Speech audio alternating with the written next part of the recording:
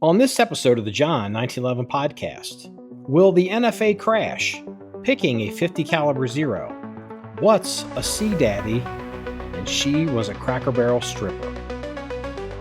Okay, good morning, everybody. This is Kraken and Marky, and this is episode 380 of the John1911 Podcast. Today is, oh shit, I wasn't ready. What is today?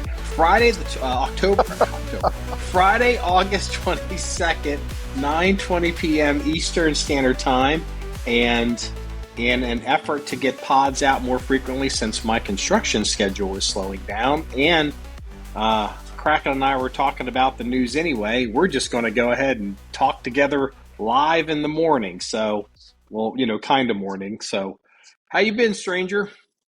Oh, got done with school, so I've got a little bit of free time coming up. I'm going to take the fall off. Got too much hunting and fishing to do to worry about school, so Hey, you sound like every 12-year-old in America. So, yeah, so it's been fun. I'm kind of over summer. I'm ready for fall and those adventures, and got a few adventures coming up I'm looking forward to. So yeah. you're planning on swinging by here, aren't you, in Oh, most September? definitely. Yep. No, I haven't got your 50 caliber targets up yet. I have to order them today. Excuse me. I have to order them today, but I've been cutting, so Yeah. um, kind of figured out where to put them. Well, you know what? Let me ask you this. Let's talk about that real quick. Yeah. So I'm going to put a target. What I'm going to do is I'm going to put these targets up, and then when I paint them, I'll just put like a slash through them, Hmm. like to keep so if shooters can tell that this is a major boomer rated target. Um, there'll be one at the 500, 600. I'll probably put one at maybe the 200, and I may put a random one in somewhere. Like, how like we had the one target set up for you that was like a sacrificial target. Hmm. Like I'll probably throw one like in a tree line somewhere that I know it's got a big backstop behind it. And well, you know what? Hold on. So at the 500, 600, there'll be a target at the berm, but there'll also be a check target on that big hill. If you remember, I've Yeah. got the big hill face, so you can, before you shoot the 500, 600, confirm that you can hit something on that big hill. So Yeah. that's two, and then I'll put a third one. Like I could do around a 200, I could do a 200, but it's getting a little crowded up there, or I could maybe stuff one in a tree line at a random distance. But the question is, I don't know how close I should set up a target for a 50 or a 50 rated target. I guess I could put one at the 100, but I'm just like, man, that is so close shooting steel with a 50. That's I don't know It would be hard on the steel. We'd have to worry about ricochet at 100, and the hold under would be probably fairly significant at 100. okay, well, that's the question. So I'm what torn right now between zero and at 200 or 400. Okay, well then that settles it because I can do that very easily. I Yeah. can find a place to park you a 200-yard 50.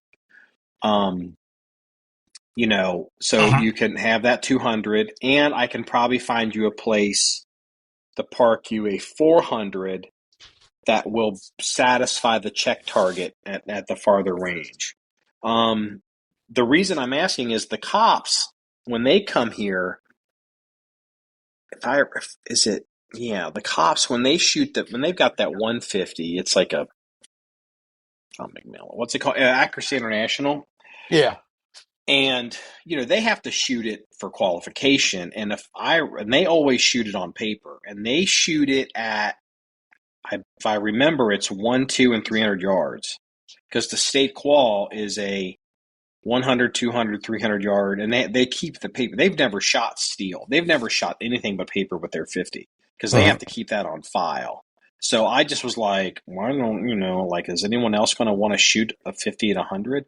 Look, you can shoot 100 at, on paper. We could throw you something, It throw might, you yeah, some. it'd be fun to do just to see what the hold under would be, depending on what we decide on for a zero. But In my world, if I could get either a two or say a two or a 400 yard zero, if we've got a solid, say, two, five, and six, two, four, five, six, or two, four, five, whatever you're going to set up there, I can start building a range card because I've got some hand loads I need to try out. Okay. I mean, we can get you. I mean, we can definitely get you out the six. I mean, with that 50 easy. I mean, Yeah. I got you the pad poured.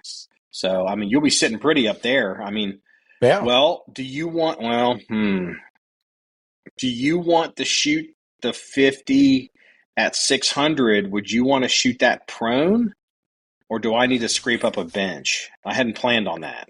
Yeah, I'm going to need a bench. My neck is so dicked up I can't prone out anymore.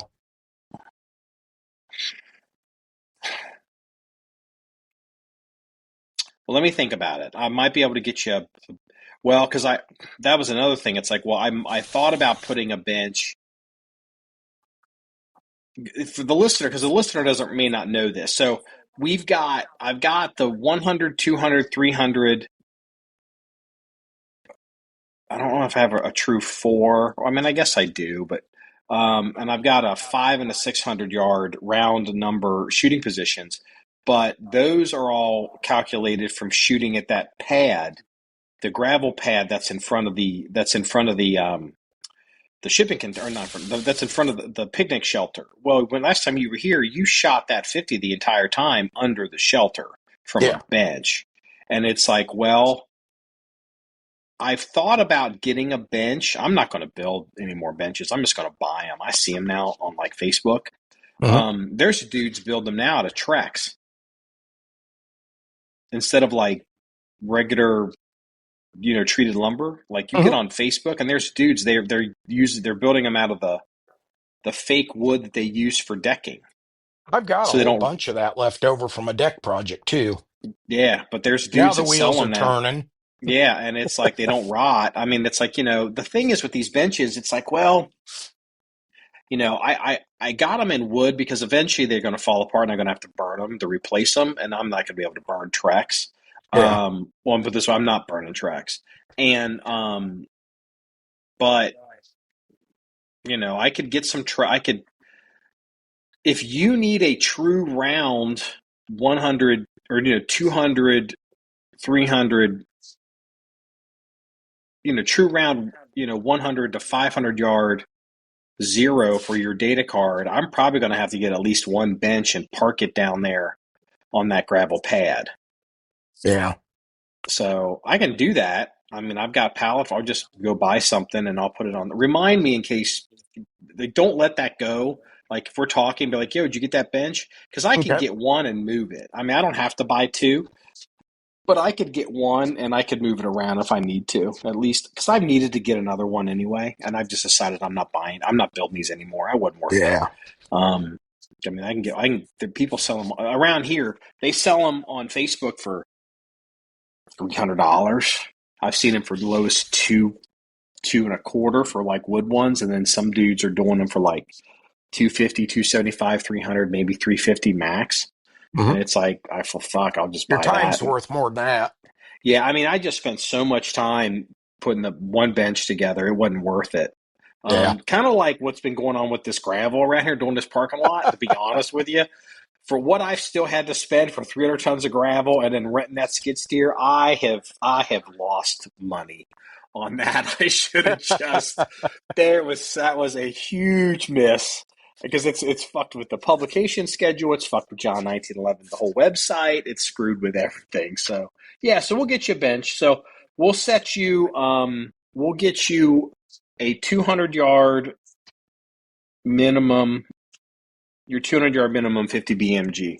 What kind of ammo are you going to shoot? What kind of loads? Because that's kind of been coming up too. Well, I've got the Lake City American Eagle ammo, so I'll rough it in with that.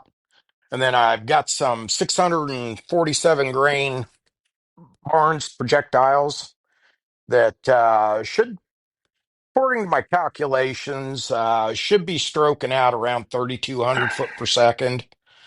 So it should shoot a little flatter than 750 AMAXs, but I've got 750 AMAXs also. if I recall, the ammo that the cops shoot, they're shooting, I believe it's an, is it tap ammo?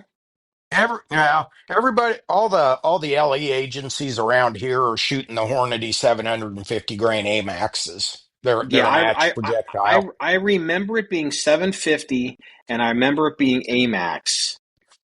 Yeah, I'm not aware of any Hornady tap projectiles in Maybe 50 it's not caliber tap, it's AMAX. It's expensive AMAX. ammo. Yeah, it's Yeah, about it's $10 a shot. yeah. Well, when they first bought it, it was about seven. So Yeah, before inflation. So I think they bought it all at one time. I don't think they've. I don't know how much ammo they bought, but I believe they have a tranche of it that they just kind of dig through. yeah, And I don't think they shoot that gun ever outside of qualification because I think no one likes that gun. Um, yeah, they're not. But we've had a need for it around here. We've had a couple tractor trailer incidents, and do your what do any what 50s are your local cops shooting? Are they using Barretts? What do they have? they've got Barretts. Yeah, I mean everybody around here had Barretts until the state of Ohio came out with an official qualification for, I can't remember what they call it, like not big caliber, but like they have some name for it, and it basically is if you're going to shoot, I think it covers 375, 416, you know, Hmm. 330. It might even I mean, I don't think it covers 338, but it definitely covers 50, 375, and 416. And the accuracy requirement for that for Ohio was it just basically destroyed the Barrett game because the Barrett can't hold that. Yeah, Whatever the state accuracy was. It's like all of a sudden, like around here, like in the Midwest in Ohio, Barretts are for sale. Like I got a cop calling me now. He's been trying to sell this Barrett for 2 years. Yeah, like nobody. Yeah, they're not useful for people that actually need to hold accuracy. So, hmm, um, so yeah, that's kind yeah. of where we're at. So okay, all right. Well, I'm sorry. That's just some John 1911 business. I didn't mean to bore everybody with it. I was like, I needed to talk to you about Hey, where to 50 fucking sit BMG still. is never boring. Yeah, yeah. So, but I Are mean, you gonna shoot it this time, or are you gonna stand back and laugh at my traumatic brain injury after every shot? well, you know what? Look, I have no intention of firing 50 TBI from under that picnic shelter. I'm like, no. I mean, I stand back from it because the cops they shoot it prone from that gravel pad. They don't shoot it under that Yeah. fucking thing. And I mean, hell, we're old and half fucking deaf anyway. So I mean, it doesn't really. I guess it's not that big of a deal. Well, I mean, okay. Well, hey, look. With the NFA, basically, you can get your shit approved in like 8 minutes. How come you don't have a 50 BMG suppressor? I'm working on that actually. Uh, I found one that's in my budget. Local SWAT teams using it and recommended it. It's going to be about $1,900 before the stamp. They're out of stock right now, and it is an Alpha 50 cal suppressor. Who's making that? Is that a company called Alpha? Yeah, I've never heard uh, of them. that's what our local SWAT team's using, so they really like it. Okay. All the other ones I looked at were north of 3 grand to start. And for no more Yeah. than I get to shoot it, it's a little hard for me to justify putting, 3, 4, 5 grand into a can. Yeah, that's fair. 1,800, yeah, I can work with that. So Is it a direct thread or is there some kind of muzzle nope, device that no, comes with direct it? thread. The only tricky part will be getting that big tank brake off the AR-50 because they're torqued down just tighter than hell, and they've got probably 5 pounds of rock lock on them. So I've Hey, got a I'm sure you local. got a blowtorch. I mean, you either break it with heat or just cut it off. Take it to the Well, machine shop, have it re-threaded.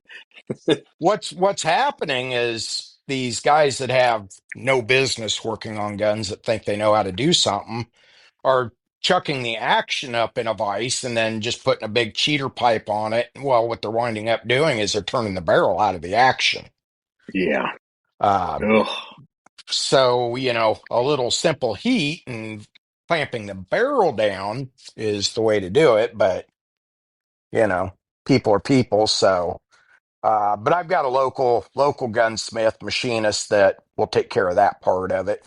That's Well, that's one where I could probably do it, but he can do it twice as fast, and my time has got to be worth a little something. So so does your direct thread 50 BMG suppressor come with an oven mitt? And the question is, how many times are you going to have to shoot that before you feel compelled to reach out and retighten that down on the threads to make sure it isn't walking? So I mean, you better get an oven mitt because better if that doesn't have a muzzle device. You two know, steps ahead of you, leather welding gloves. there you go. Okay, yeah. So yeah, see, old men with gray beards with experience here. Yeah, you start realizing, oh shit, you start these direct thread suppressors. You got to occasionally grab them. Yep.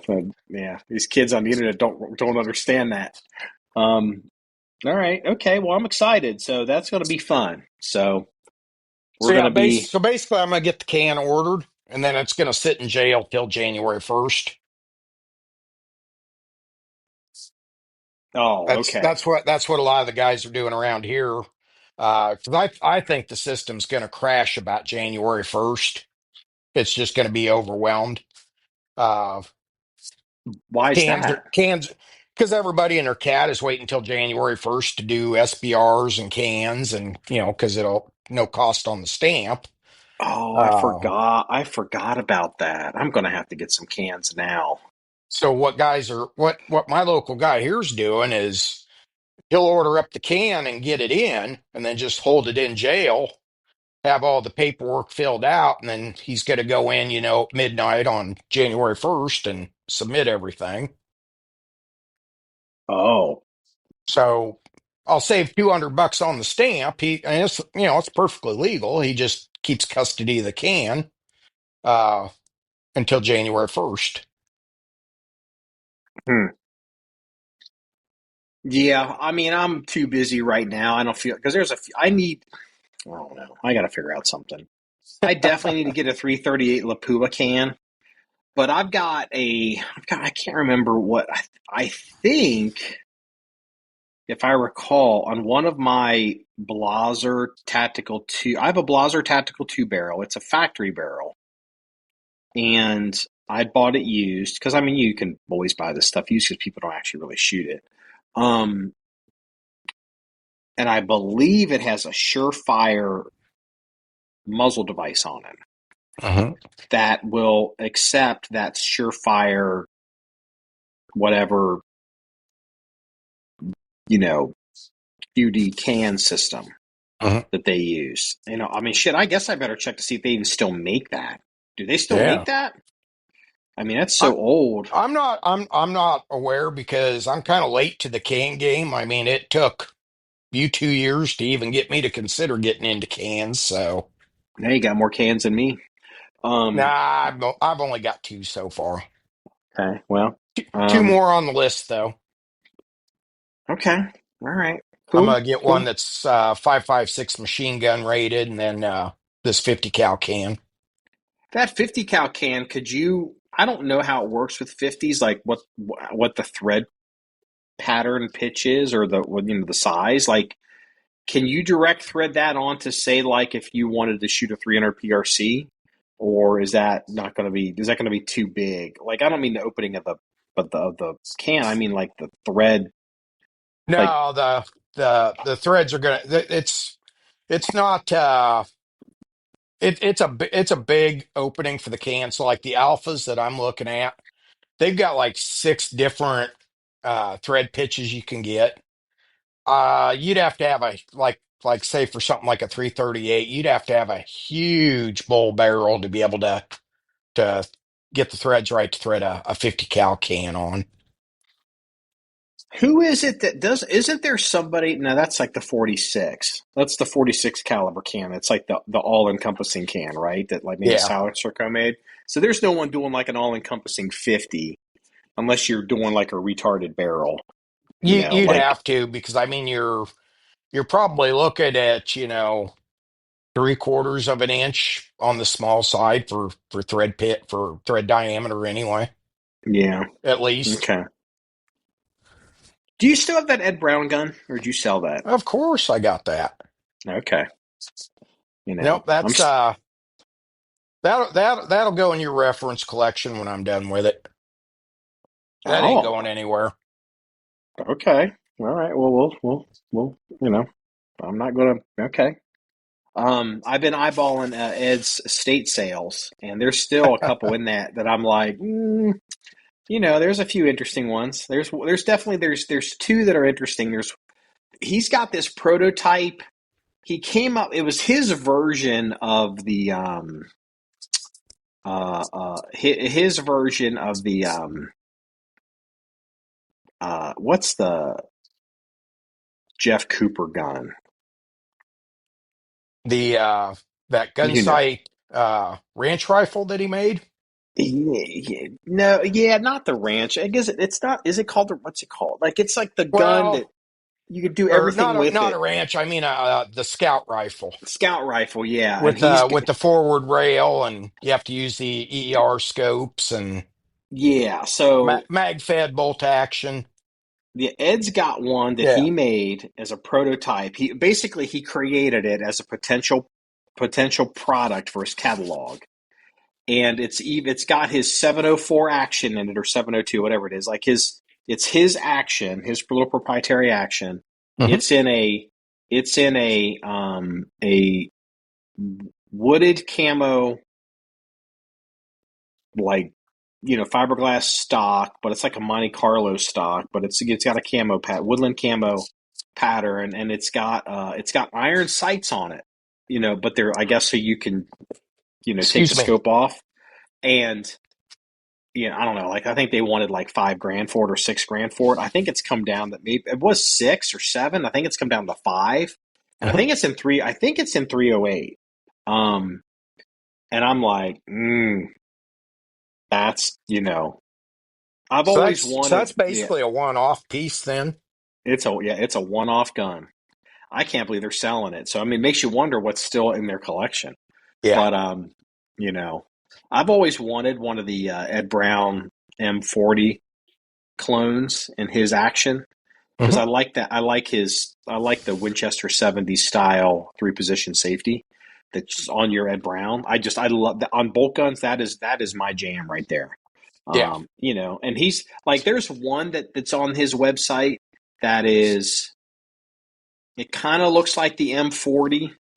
It's in 223, which is like, I don't need a 223 bolt gun, but it's in a Remington 700, and I'm like, nah, fuck that. I don't want that. I don't. It's I don't. I'm just like, I'm just not down for the Remington 700. I mean, if I'm sure one will end up around here someday somehow, but it's like I'm not going to spend Ed Brown money for the not Ed Brown action. You know what I'm saying? I'm like, Yeah. no, I'm just not. That's not for me. So it's not for too many other people. It was still on there. So anyway, all right, let's talk about some serious business.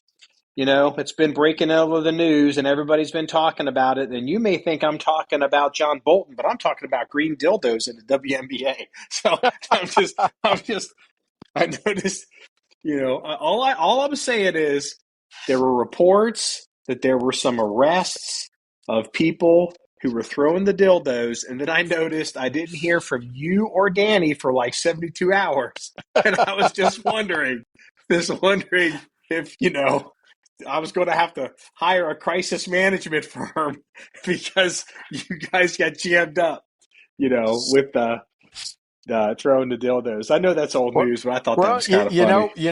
you probably should have bought stock in Adam and Eve instead of Cracker Barrel. Yeah, yeah.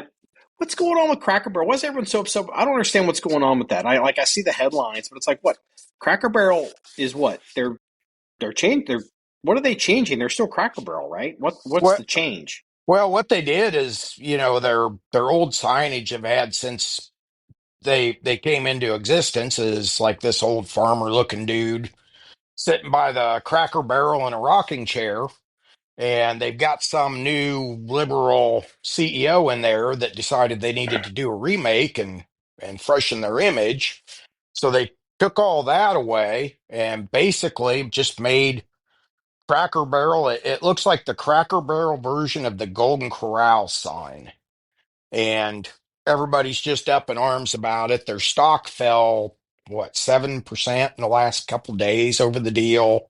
Oh shit, they're a Uh, publicly traded company. yep, yep, Cracker Barrel uh, is on the really. yep.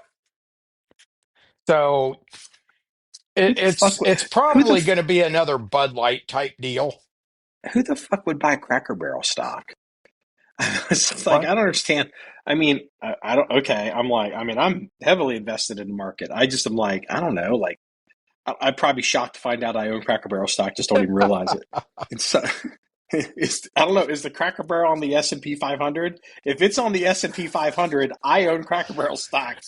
Oh my god. Oh my god. So yeah, people are just losing their shit over that, and then the whole Sydney Sweeney thing, and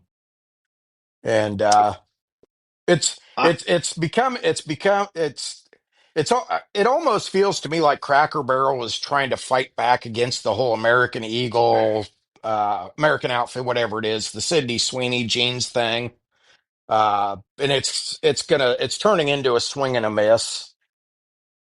hmm. Yeah, I don't even like. Why would you even look? Cracker. I never before revealed on the John 1911 podcast. Never told you this. I don't think I've told anybody this story ever in my life. I I think I've been to a Cracker Barrel maybe once, like maybe coming back from like Camp Perry. I may have been with some people and we are driving back and like, we're trying to get something to eat. And I think maybe we might have stopped at one somewhere somehow because everyone was just so hungry. So I can't say I haven't been in one in at least once in the past, I don't know, 30 some years, but I mean, well, over 30. Uh, over 30 years. So I have a prejudice. I have a very, very, very personal prejudice against Cracker Barrel. And it's all personal. It has nothing to do with anything of anybody. But I used to date this girl over 30 years ago. And I'm going to say about this girl. This girl was a stripper. And she's a stripper. And she loved Cracker Barrel. She loved Cracker Barrel. She was kind of looking back on it, she's kind of a little bit of probably like a hillbilly, kinda, Kinda. and and loved Cracker Barrel, and I just in life, you gotta like move forward and put some shit behind you. And literally, it was one of those things where it was like, I'm putting that shit behind me. I am. There is a Cracker Barrel. So there's a Porsche dealer in Cincinnati that I go to. I take my car to. There is literally a Cracker Barrel. Their parking lot touches the back parking lot of the Porsche dealer. And I don't ever, I don't even see that there's a Cracker Barrel there. I was like, oh shit, there's a Cracker Barrel there. Like, if anyone wants it, the Cracker Barrel is in, I guess that would be Kings, Mason. It's behind the auto mall. There's a big auto mall. I mean, a lot of cities have these auto mall areas. Mhm. And like it's like a loop or whatever. And then there's a Porsche dealer, and literally the Cracker Barrel parking lot. I think it's separated by a fence. Probably an armed guard, but it's separated by a fence, and, and whatever. And the parking lots they touch. And I don't see Cracker Barrel. I don't even, when I see a Cracker Barrel sign, I don't see it. I don't even register it as food. I could be hungry as hell and I'm like, I don't even see Cracker Barrel. It's like So overpriced nursing home food. I think I've eaten there twice. now, did they get rid of because if I remember, Cracker Barrel, it would be real hard because I'm telling you, it is hard. It was hard to be able to maintain like a strict diet eating at Cracker Barrel. Didn't they used to always have like a shotgun over their fireplace or something, or a shotgun in the dining room? They always had some kind of old weapon on the wall. They still do that. Yeah, I'm not sure because I think I've ate there twice, and both times I walked out of the place saying I would eat roadkill armadillo before I went back. So, So you have a Cracker Barrel stripper story as well. Is that what you're telling me? So no, the good stripper stories, they all revolve around Waffle House at 3 a.m. oh, I got some of them too, brother. Oh yeah. I got some of them too. No, Um, just shitty food and you know, and basically actually the Porsche dealer's probably happy to have a Cracker Barrel next door because they're probably the safest neighbor to have because there's nobody going into the place that is over the age of 10 or under the age of 70 and are grandkids and grandparents. hmm, interesting. Just hang out Sunday at 11 o'clock for 10 minutes, and you'll see a line of blue hairs waiting to go into Cracker Barrel for the after Sunday saving chicken dinner. Is that like that's a real thing? Like there's Oh actually like yeah, a chicken that's a dinner? no. Yeah, I'm sure they serve chicken, but I'm also sure it has no flavor whatsoever. But yeah, it's you'll drive by a Cracker Barrel on Sunday morning, and you get the pre-Sunday saving crowd and the post-Sunday saving crowd, and they're all blue hairs in their 70s. Isn't the Cracker Barrel the place you go into that's got the like it's got like a little store in the front of it, or like a Yeah, yeah, all or kinds of country crap they sell. okay. They want to sell you cheap sugary candy and treats before or after Yeah, you eat your exactly. cardiac, inducing event off their menu. And it's like, With okay, yeah, they have Yep. Cracker Barrel. No fucking Cracker Barrel. Yep, Yep, yeah. give me a sticky floor Waffle House with a drunken tequila drunken stripper that's fighting the police with one titty hanging out, and I'm in heaven. You want to take me to Cracker Barrel? I'm firing the diesel up and heading home, so don't even And think about it. yeah, I've got Perkins stories. I've got Waffle House stories. Um, the best one, not what the best, but one of the best ones, and I've told this one before. There used to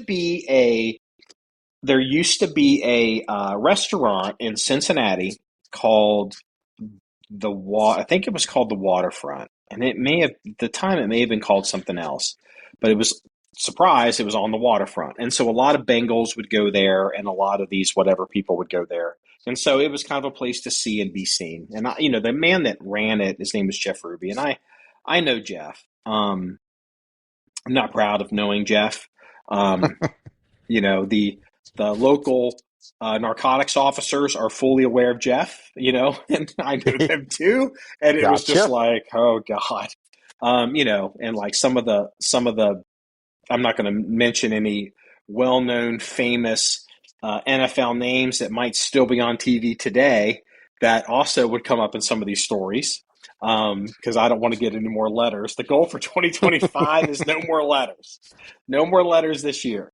Um, uh, and anyway, so there was, and it's a nice restaurant. It was a nice restaurant. I see it. There might have.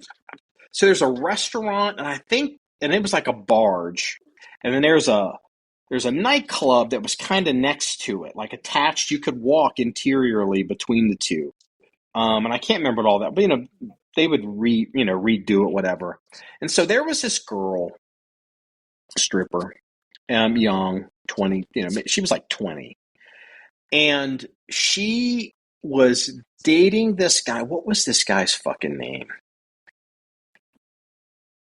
I can't. It's probably a blessing. I don't know his name, but anyway, he was a local business person. So I'm 53 today. This is my age. I think at the time, and I remember looking at it being like, dude, really? At the time, he may have been in his mid to late 40s, and I think he'd been divorced or whatever it was, and he's this kind of smarmy kind of guy that, I don't know, like had his little businesses and whatever. And he's somehow hooked up with this 20-year-old stripper.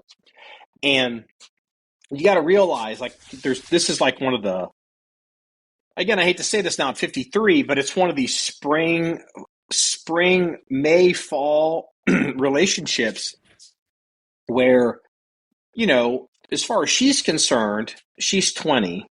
She thinks she's made it in life. Like, he's given her a car and he's got a house, a nice-ish house. I look on it now, it's like a nice-ish house, whatever. Maybe even overlook the city somewhere. He was, for a stripper, he was probably a successful business person. To me today, I realize I'm like, whatever, dude. I'm doing way better than you. So, but anyway, at the time, and I guess maybe she was living with him and whatever. But anyway, so it's in this place. It was a place to see and be seen. So they have big valet service, like a lot of valet people. People would park their car, like, the valets would run the cars. Since it's down by the river, there's not a lot of parking. So they would run the cars like through a flood wall up to an alternative parking area. And they had the valet parking. But if you had like a hot shit car or you were a hot shit person, the valets aren't stupid. There was an area right in front that you could see down by the river where they would park the hot shit cars, or if you were a famous, well-to-do person. And so because this dude, he wasn't driving Lamborghinis or anything, this business guy, but, he was there all the time. So he was like this regular guy, and, he's maybe driving, I don't know, Cadillacs or whatever he was driving. And he'd come down there with his girl, and she's a stripper. And so she had some of her stripper friends. So he could, he'd show up down there with 4 or 5 of these girls sometimes, and, spend a bunch of money. So they started really giving this guy the red carpet treatment because, they're like, hey, here comes Mr. Bob. I'm just making his, whatever, and with all these little 20-year-old chickie girls. And it's, the restaurants like it. It looks good to all the other people who want to go there. And, he looks like a player, and he's living his life, his post-divorce life. Well, something had happened. And as 20-year-old strippers tend to do, she got emotionally pissed off at him for something. I would imagine it was because he's looking at another girl, or he's porking another girl.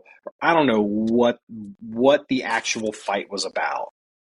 But all of a sudden you're hearing a commotion and people start yelling, and she has gotten her car from the valet down there in the hot shit parking lot where all the Bengals and all the well-to-do people keep their shit. And she is taking her car and she is ramming it back and forth into whatever nice car he's got because he's VIP right there. Bam, bam, bam, screaming. And, and yeah, so at least I don't have that kind of stripper story. So that's my best stripper story that I can probably tell on this podcast. So there's many more, but those would have to be on another podcast and yet to be created. I don't know, like John1911 After Dark. I don't know what it would fucking be. So NSFW John1911. and SFW, like, don't send me a fucking letter, John1911. The problem is that most of these people are still alive. So, a lot of them have moved on, and I don't know, I'd probably start getting letters. Some of them are dead because of, some of them because of age. It's been 30 years, and some of them might just be because of drugs. Yeah. Yeah, I got a shit ton of these stories. A shit ton. So, yeah. Not me. I was a good little sailor. I came home early and got up for Yeah. church, and There are certain countries in the EU that you are forbidden from entering. So suck my dick. Yeah. Okay. yeah, would love Yeah. to go back to Palma, Spain. Might not be a good idea. Yeah. Okay. Yeah. Oh, yeah. Yeah. Remind me when I'm out there, and I'll tell you that story. Yeah, we call you Kraken around here, but in the Navy they call you Captain's Mast. So whatever. Like No, your no, no, no. Point of order. I had a real good Sea Daddy Chief Petty Officer who always seemed to be able to pull my ass out of the fire right at the last moment. So I got right up against the line, but never actually had to stand before the old man. Okay, let me just help you out with the youngins here. Okay. It's 2025, all right? None of the kids today, none of these girls, especially in like the world of like sugar babies and all the shit that's happening on the internet, have any idea what the phrase "sea daddy" actually means. And I promise you, I they never think even it. thought of that. They think "sea daddy" means something else. So, you know, Please, don't be around. But please enclose photos in the email, care of John1911.com. yeah, "sea daddy" seeking arrangements. I'm like, whatever. Like, yeah, just you know, just just telling you. So So just for the telling you. non-ancient listeners, a sea daddy is a phrase in the Navy. It's usually a senior NCO that takes the newer guys, the younger guys under their wing, teaches them the ropes, keeps them out of trouble, gets them into a little bit of trouble. Uh, Basically, it's kind of your guardian angel in the Navy. We call them sea daddies. And Yeah, if you're a shitbag, you probably don't have a sea daddy. But usually, it's a chief petty officer or maybe an E6, a first class. Occasionally, you'll run across a division officer that might start looking out and bring you mentor you along. But it's just a generic term, sea daddy. yeah, you might see this. There's a similar kind of not exactly the same thing, but for those that you might hear a phrase in the army if someone refer to someone as a top, and that would be Mhm. like a higher ranking, usually NCO that is kind of your mentor. Your could be boss, could be mentor. Discipline you, but also may try to help protect you because you're one of his. Yep, So exactly. yeah. So in the army, you sometimes you hear refer to that as a top. Um, so which again to the kids now that I'm realizing they don't know what the fuck that means either. And these That's not. girls Yeah, that's not what you think it is. It's a military term. I keep getting deeper and deeper in this. So, all right, let's Pops change the and sea subject. daddies and it's sugar babies. We went down the rabbit hole way too far there. All right, so all right, let's go ahead. Save us. Let's okay, John Bolton, save us. Let's because this is I picked up the phone this morning and I looked and you're like the feds, the FBI or the FBI, they just raided John Bolton's house. I'm like, what the fuck? What's happening right now? Uh, I think we may be in the beginning stages of a lot of swamp draining. I, I think a lot of this ties in. If you're a liberal, you're going to say it's Trump trying to use his office to get even with everybody. Uh, if you're conservative, you're probably saying, well, it's about time some of these shitbags got investigated. And I think this could be maybe the opening shots of what might turn out to be pretty significant swamp clearing when you start tying, different issues in. But yeah, what they're saying so far that I can pick up on is possibly classified documents that he still has in his possession. I mean, I can't. I mean, I don't know if the average person that listens to this podcast, who's probably a Fox News person, which is fine, appreciates how deeply embedded John Bolton is into the, I'd call it the neocon conservative old guard GOP machine. John Bolton is the kind of guy that never goes away, that is always there. He comes in and out of government service for 30, 40 years. And I mean, it's going to be really interesting to see who starts coming forward on mainstream conservative media that's going to come forward. It'll be real interesting to see like what Sean Hannity has to say about John Bolton, because I just have a hard time seeing people like Sean Hannity coming out and being like, John Bolton's a piece of shit. Or like Bill Crystal, is going to be a Bolton guy. Jonah Goldberg, he's no longer on Fox. I think he's on CNN. He's definitely a Bolton guy. Who's the woman who? She's now the she's the protocol officer. She did the protocol. She was on Fox for a while. She's a protocol officer. I think at the White House, she has the rank of ambassador, I believe. It's not Monica Crowley. Is it Monica Crowley? She's a Bolton guy. She's a Bolton girl. Like, I mean, I think she may even work for Bolton at one point. I mean, it's like, holy shit. Like John Bolton getting raided by the FBI is a big, big, big deal. And I have a hard time believing it's just about classified documents in his house. It can't be that. It can't be. Right? The way they're framing it right now, and again, using one of your favorite lines, we don't know what we don't know.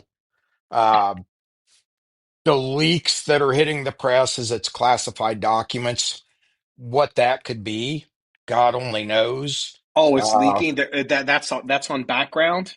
Yeah. Okay. But what the documents could be and what they could lead to could be the bigger story. I don't think just having classified documents is the focus of the investigation. That's what I'm saying. Yeah, There's no way that is the alpha and the omega of this story. exactly. No way. No fucking way. And there's also no way that this is just because some Donald Trump has a hard on for Bolton. There's more going on here. I don't know. I have no idea what it is. I've had my nose up my tractor's ass this year. Yeah. I know nothing. I've heard nothing. I didn't see this coming. I'm like, whoa. I mean, but just imagine John Bolton for a minute. Just, imagine, John, just think about this. This year, John Bolton has now, because the Iranians wanted to kill John Bolton. Mm-hmm. He was on the list to be assassinated, because everyone talks about, the Iranians wanted to assassinate Trump, for Soleimani, and also maybe to assassinate him before he got elected. And that's a known thing. But John Bolton was also on that list as a payback for Soleimani. And the thing is, the Iranians tangentially can get to Bolton because Bolton gets around. Like, I am fairly certain, and I haven't confirmed this. This is just, I'm remembering. If I'm not misremembering this, John Bolton has worked as a registered agent since he's left government service this last time, and he does it every so often. He has worked, like the FARA, Foreign Registered Agents Act. You have to register as a FARA. I am fairly certain that John Bolton has got FARA classification. He's registered as a FARA agent, and he represents some countries I'm almost positive that John Bolton represents Qatar at some point, and and he may represent Saudi Arabia. But I'm thinking Qatar. I could be wrong. Don't send me a letter. I feel like John Bolton is worked as that's how he makes money. He is. I know somebody that has seen John Bolton in Dubai. I think it's Dubai or UAE. One of those actually ran into him. Like, holy fuck, that's John Bolton. He wasn't over there, fucking golfing. Yeah. And I'm just like, what is going on here? Like, it's going to be really interesting. And here's the thing, I'm setting all this up to kind of make a point. If it's just classified documents and for some reason somebody wants to bend John Bolton over, okay, that's fine. I mean, fine, whatever. They'll be whatever. They've already stripped his security clearance. They've damaged his business and all that. And he may come back into government service, but he depending on if Trump were to have failed, if Trump losing in 2020 kind of reopened the door for Bolton to kind of come back in. If old guard Republicans had started taking back over the party and like old guard Republicans to start winning the White House, but with Trump coming back in a second time and at least initially appearing to be unbelievably successful in so many levels, it has basically shut the door on Bolton's future. Unless, but the only people that keep him alive is some of these old guard guys. But with all that said, if there's more than just classified documents and Bolton's doing something retarded or egotistical,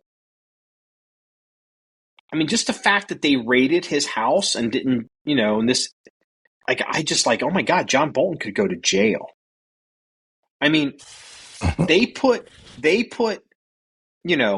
raided, think about this. They destroyed Mike Flynn. Mike Flynn was so innocent. 3-star general, former director of the Defense Intelligence Agency. So basically the Department of Defense's CIA. I mean, that's not a good analogy, but for the listener, that's the way to describe it. Who was the guy that they fucking, I mean, they literally, they wrecked this. Who was the guy that they wrecked this kid? Because he was literally trying to be John Bolton. Remember, he was like a Naval Reserve officer, like in the very beginnings of the Russia collusion. They took this guy who's like a 30-year-old guy he's a low-level guy. He's working a little bit in Washington and, trying to fly around and meet people around the world. Everyone knew his name at one point, but they tried to they tried to take his emails and say that he was a cutout for the Trump administration talking to Russia somehow. I can't remember. I don't remember his fucking name. That's how terrible this is. Yeah. They destroyed that guy. I think they end up having to exonerate him. They raided who's the weird bisexual guy with the platinum hair that worked for Trump in the first term? That they Really raided his house Roger and Stone. Roger Stone and CNN Yeah. was there for the raid. Was Fox News there with cameras at the raid this morning at Bolton's house? I was kind of seventh man on the deal, so the raid was already taking place. So yeah, they were outside of Bolton's house. I don't know if they were there initially or they got a tip, hey, Bolton's getting raided, and they showed up. So I don't know. The raid had already started by the time I got cued into it. So Because they raided his house in Bethesda, Maryland, and I yeah, guess they raided his office. they hit his office too, and they took several boxes of documents out of the office. I mean, if there's anything more than just documents,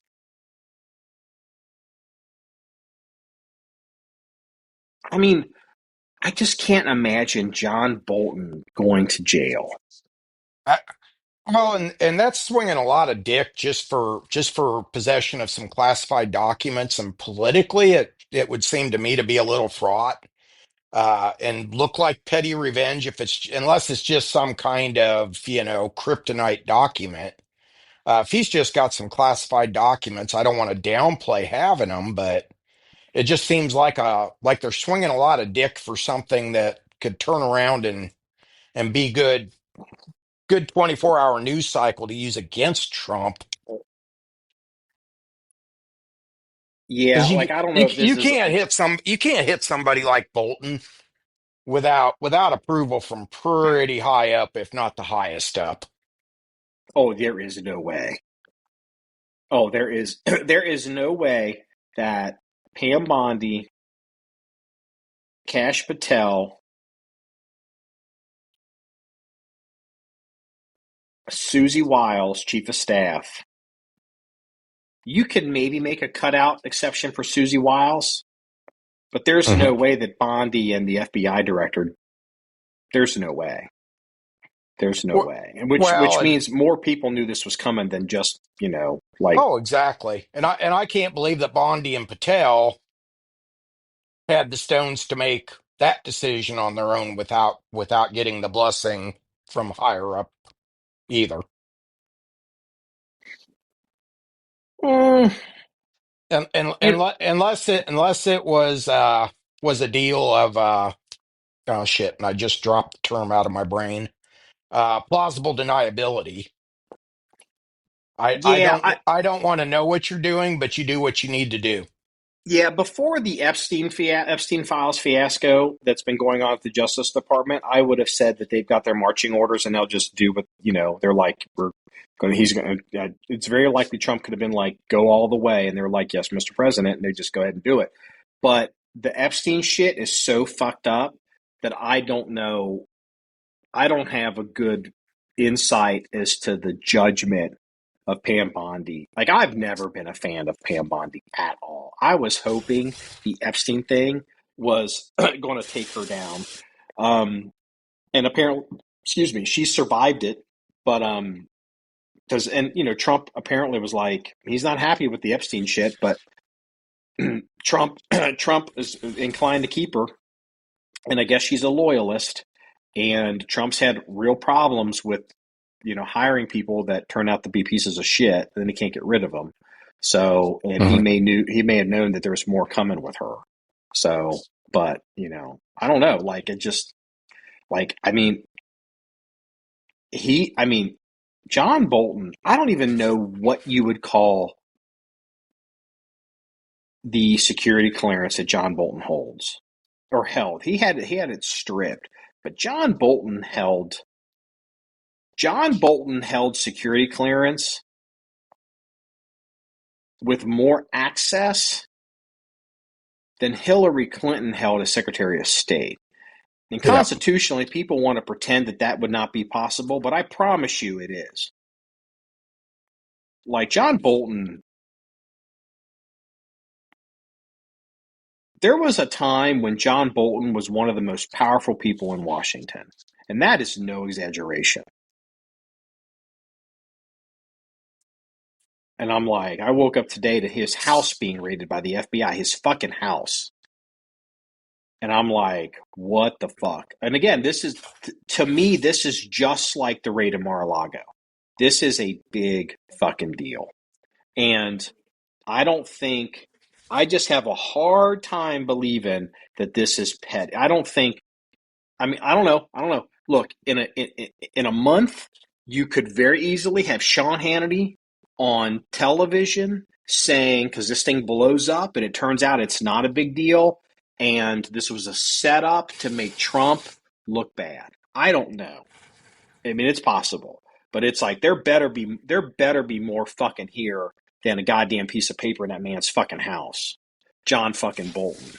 Yeah. I mean, there better be, because they could have just. I mean, what's the genesis of the raid? Like, is it an investigation? Is there a grand jury? Like, what's going on, or is it just to recover documents? Because that's the thing. You could have just basically. You could call it a raid, but it doesn't have to be a raid. Basically, just send agents over and be like, "Give me the shit now, motherfucker." Yeah. But Well, and there was some this looks like a contention criminal over invest. Oh, go ahead. Go there ahead. was some contention over documents that his attorneys were trying to say he had privilege to keep to write his book, and I don't know how that ever resolved itself or if it did, but again, if it boils back to the documents he was using to write his book that they were fussing over, it seems like they're swinging a lot of, just like you said, they're swinging a lot of dick to just get some paper back. Yeah, well, I mean, just but imagine John Bolton is sitting now in life. He's got Trump on one side who wants to whack him, and he's got the Iranians on the other side that want to whack him. Mhm. And it's like, man, One I don't know. figuratively, one literally. Well, I mean, I don't know. Like, I mean, isn't I mean, at the Republican National Convention when he left with the nomination and they were rolling credits at the end, they play that song or they did the music from the closing scene of one of those movies where they went around and they whacked everybody. And that's the first thing that came to mind this morning when you texted me that. I was like, "Oh my god, it's Bolton. It's fucking Bolton. What the hell?" I Yeah, mean, I know. who had that on their bingo card? Yeah. I mean, Trump used to use Bolton as leverage in negotiations. Like, I mean, Trump. I mean, Bolton. People want to. Like, people forget. Like, Bolton supported Trump, worked for Trump. He was his national security advisor. I think Bolton at one point was almost being considered for Secretary of State.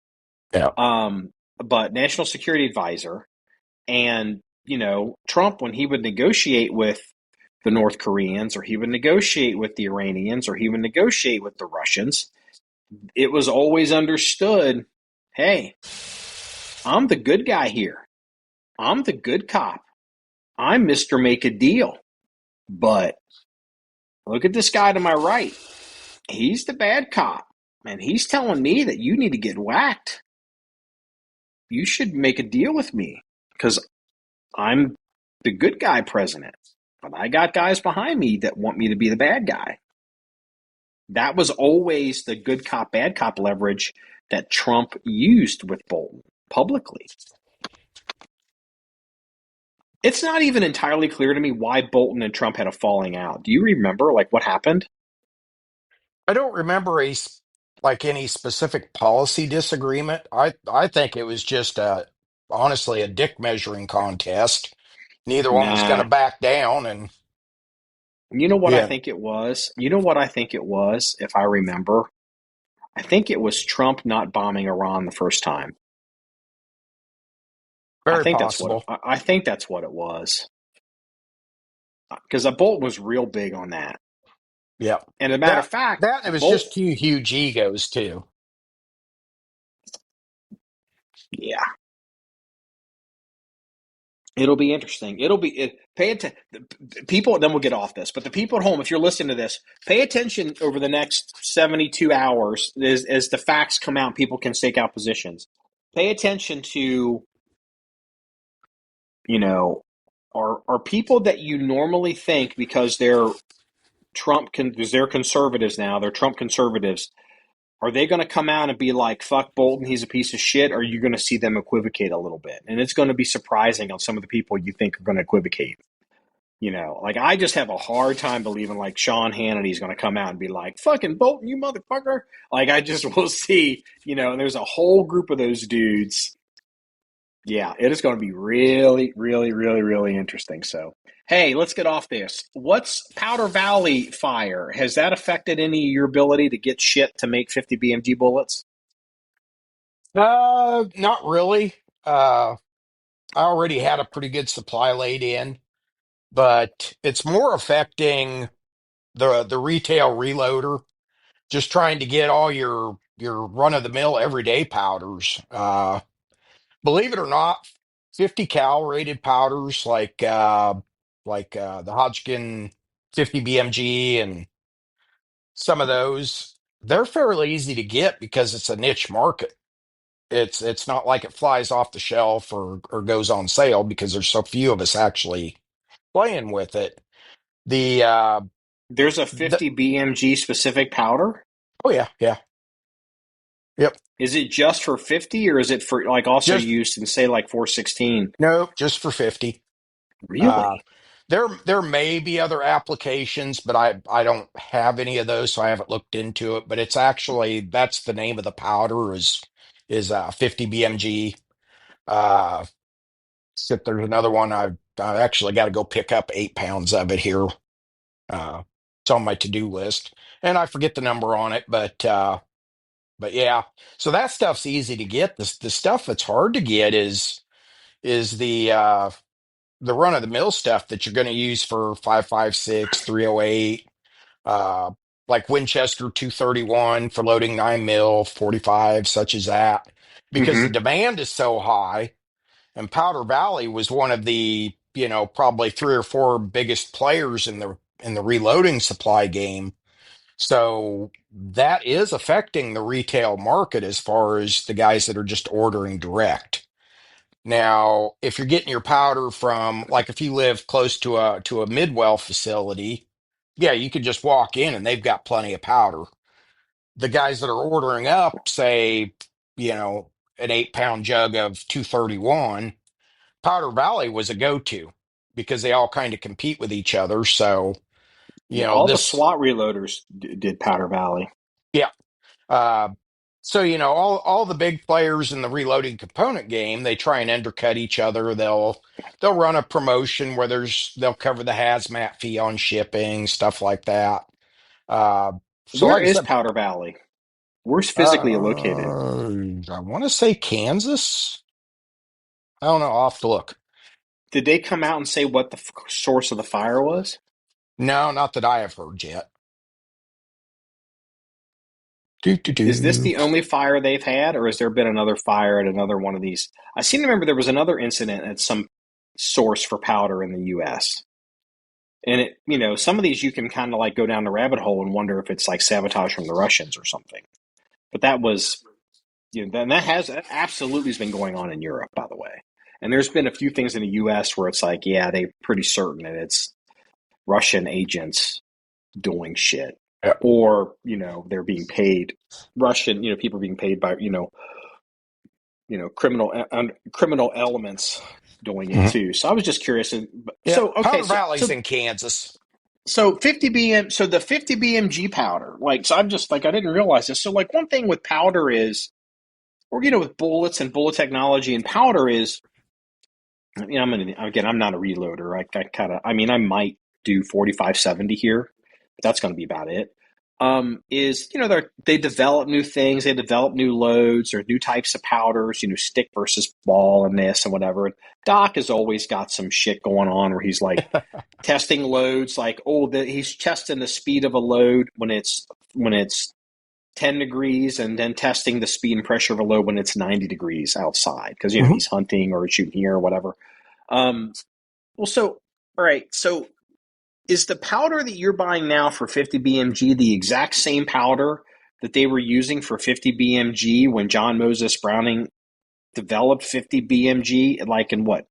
When did 50 BMG actually come into existence? Was it before World War One, or like right after World War One? When did the M2 Browning machine gun actually appear? I believe post World War One. Maybe in the 20s? Yeah. Definitely pre-World War Two. It was soundly Oh in the yeah. arsenal by Oh World War yeah. Two. I don't recall ever really seeing a Ma Deuce in any World War One history, but I could be wrong. But yeah, the powder has definitely changed. I mean, just even going back to 30 caliber 30-06, they were using in the Grands and the Springfields. Powder technology has come a long ways. Being able to get more velocity, lower pressure, taking the temperature sensitivity out of it. So yeah, it would be a completely different blend than what was originally being used back in the day.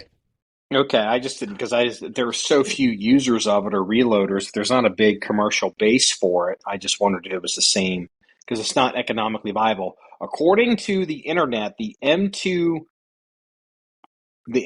Browning machine gun entered service. So obviously it was invented before then.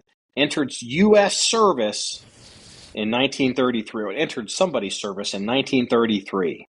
Mhm. Um, and this. Oh, hold on. Designed 1918.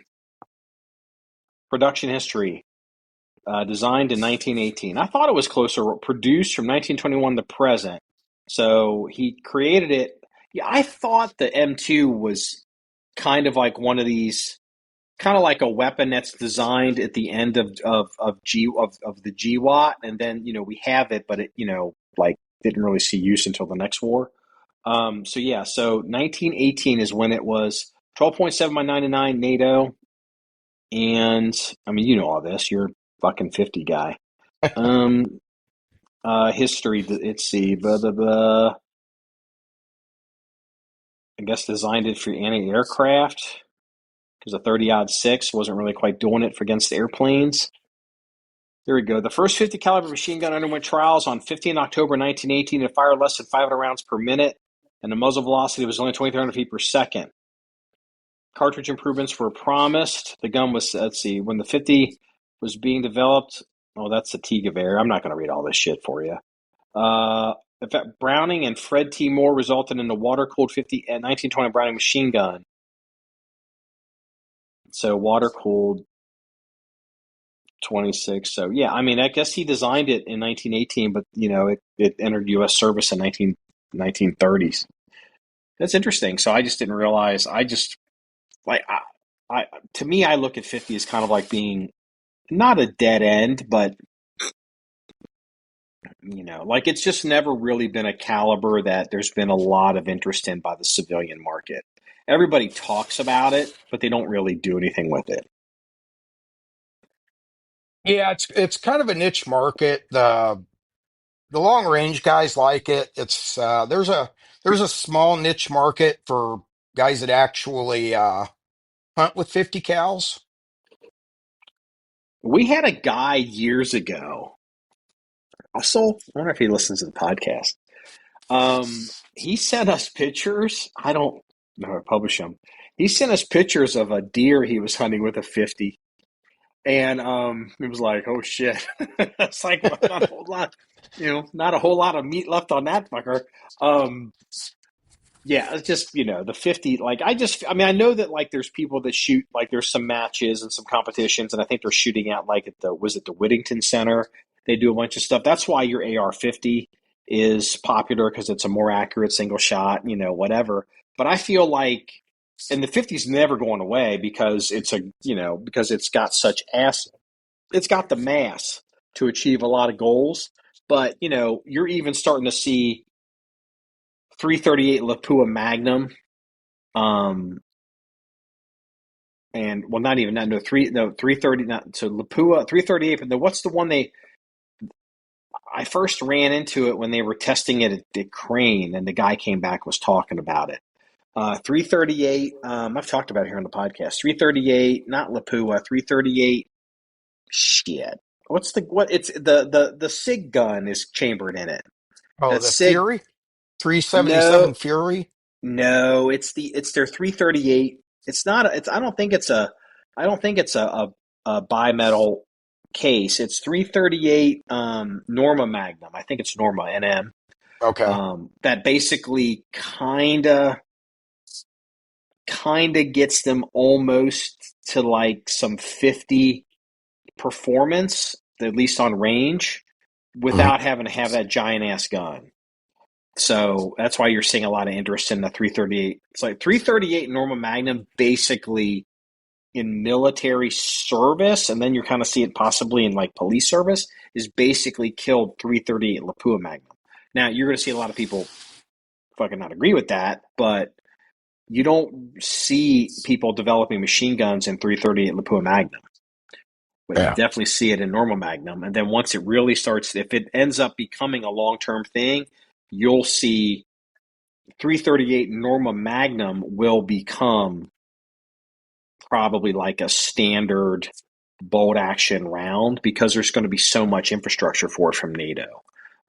That's always been my theory. So it's like I've always kind of like I backed off 338, which is why I've never bought a 338 suppressor. Because it's like, well, and I remember too, if I remember correctly, like 338 Lapua Magnum had some issues with stabilizing the heavier bullets that people would want for the super long ranges. Where Norma Magnum, they've changed some of that. So I'm kind of talking out of my out of my wheelhouse here. Just kind of like the Yeah. impressions I've gotten. So, but all that 338 shit, 50 shit, I don't know shit about it. The range, you'll get you here. You'll be set up. Do what we're going to do and do all that. So, well, I mean, any did anything else you want to cover? We've been going for a while. I just kind of like an emergency podcast. I mean, That was just kind of spur of the moment. Actually shot the FN the other day. Just kind of stepped out back and ripped a few rounds out. And well, the people don't know what you're talking about. Tell them. I thought we talked about this. So there was a handgun that I swore to God I would never own, never wanted to shoot, wanted absolutely nothing to do with it. Did Thought we it was the talk? We most. didn't. You and I talked about it. We didn't talk about it on pod, did we? I don't. I don't remember. It's been a while Uh since we've done a pod, but huh. Yeah. Go ahead. yeah, just the ugliest Buck Rogers, Richard Simmons love child of fucking handguns that I've ever seen. And Don't mention C Daddy. No one wants to hear about C Daddy right now. swore to God I'd never own one. Now I fucking own one. I've got a buddy that's a police officer. He's on SWAT team, and his department decided to clear out some excess inventory. So he came across a couple, two or three FN 57s. Mm-hmm. And I'm always wheeling and dealing with this guy anyway. And I stopped by to pick up something. I don't even remember what it was. And he's like, "Hey, I got a deal for you." Oh, shit. Your deals always cost me money. He's like, "Department cleared out a bunch of handguns and I got a couple FN 57. Nope, don't want one." He's like, "Oh, wait a minute. You haven't heard the story yet." And I said, "I'm not interested. Ammo's expensive. The only ammo I'd even be interested in is the armor piercing. You can't get that shit anymore hardly." And he's like, "Yeah, it's 450 a box on Gunbroker," but he says, "I'd have a couple boxes I'd throw in on the deal." Okay, maybe you have my interest. So the long and the short of it, I got the gun, three mags, a holster, a couple boxes of American Eagle ammo, a couple sealed boxes of the FN. I forget the SS designator on it, but the armor piercing ammo, and got it all for $600. It's like, Mm-hmm. for $600, I'll swallow my pride and own one. Got it home. I've been playing with it a little bit. I threw it in the sonic cleaner. Uh, been carried a little, shot even less. Finally, just had a few minutes the other day, so stepped out on the back patio, just set a target up at about 14, 15 yards and loaded a magazine up. And tell you what, I was really surprised. That little gun, it throws darts. It has the recoil of about a 22. That's what I've heard. And so I shot a couple, 4 or 5 shots, just slow fire, getting a feel for the gun. And then I thought, well, I'll just finish the mag, do a mag dump, and just see if I can get it to malfunction. This is before I threw it in the sonic cleaner, even. And so just did basically a mag dump, rapid fire, and held the group probably in a softball size group. I was just really surprised. Started doing a little more research on it, and everybody says, 5.7's just a blown out 22 mag.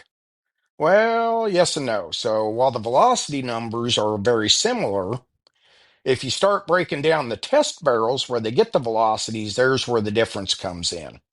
And I was kind of in that camp. Why would I shoot a 5.7 if I got a 22 mag? Well, when they put the velocity down for the 5.7, it's generally measured out of a 5.5 inch barrel, a pistol round, because the 22 WMR, 22 Magnum's considered a rifle cartridge. All the velocity data is derived from an 18-inch barrel. So when you start going barrel length to barrel length comparing velocities, there's a big swing, and that's where the Oh five yeah. seven comes in.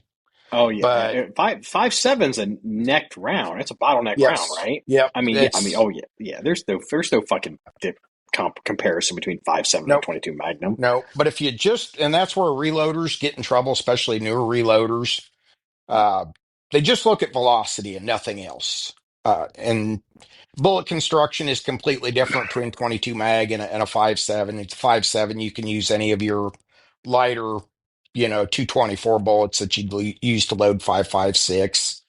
So you can put, like the 40 grainers in there.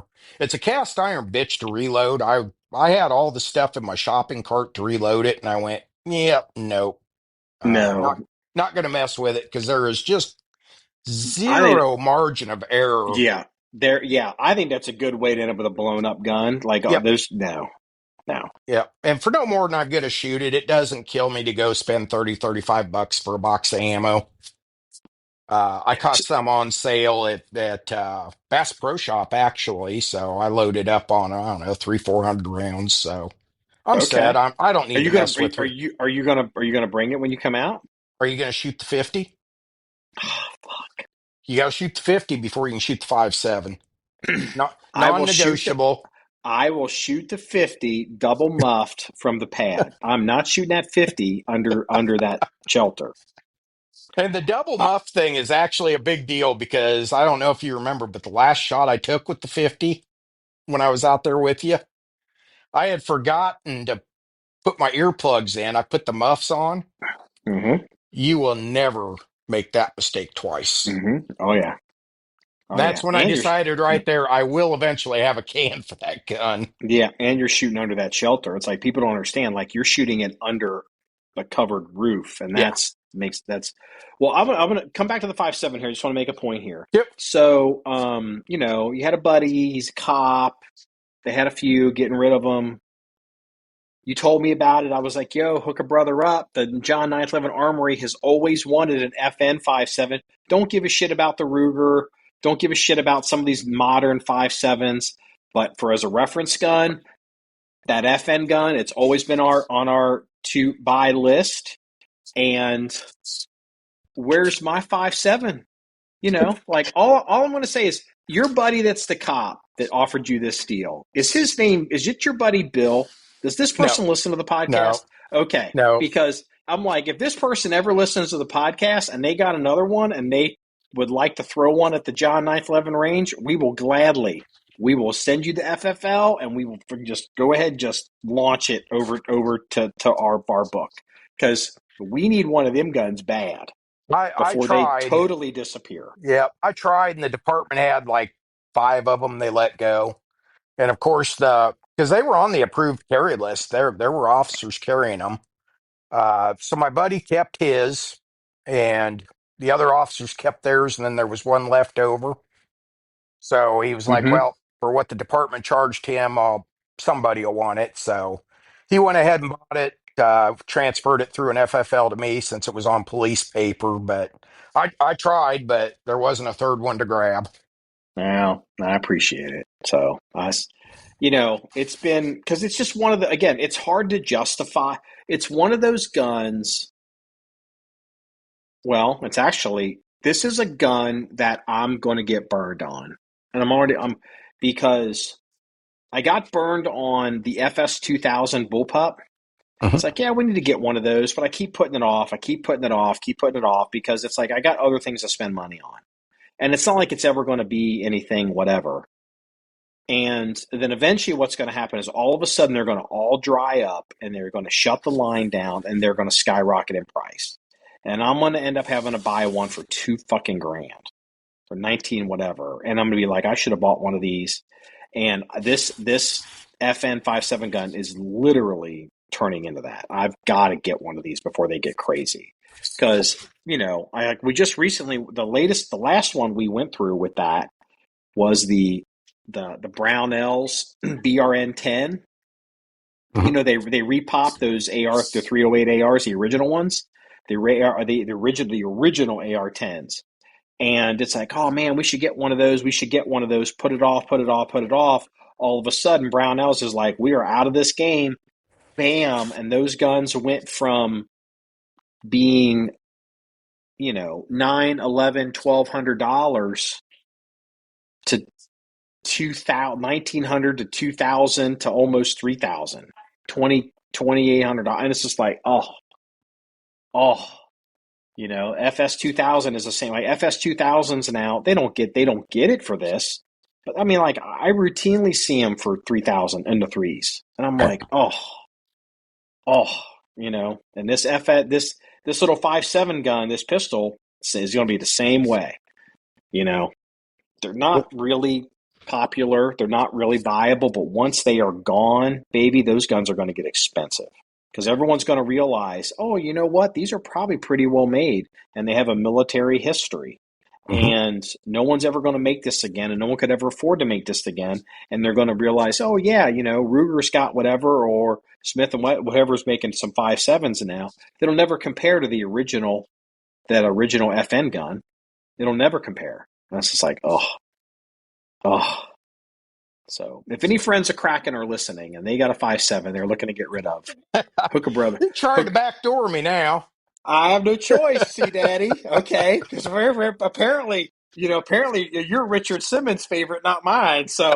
Um, yeah, so that's where we're at. So yeah, okay, all right. Well, I'm Yeah, glad you told I'll people bring it that. out. We'll do some content with it. You know what would be really interesting? Shooting a vest. I do have some old body armor that I had to buy years ago. It's way out of date. But it's probably good. We could probably shoot it, but be looking for one of these douchebags on YouTube. I wouldn't mind shooting that gun at range. I wouldn't mind shooting that gun at 200, and I wouldn't mind if I can get it low enough and cleared, taking a shot with 300. Because I don't remember if it's the pistol or the carbine, but that round was designed to penetrate Warsaw packed helmets at like 100 yards. Hmm. That's literally what the NATO RFP spec was Yeah, for. yeah. Because that I'm gun just is trying to think designed. if I've Yeah, got an old helmet laying around now. yeah. And I don't know if it's the pistol or the carbine, but that's what the idea.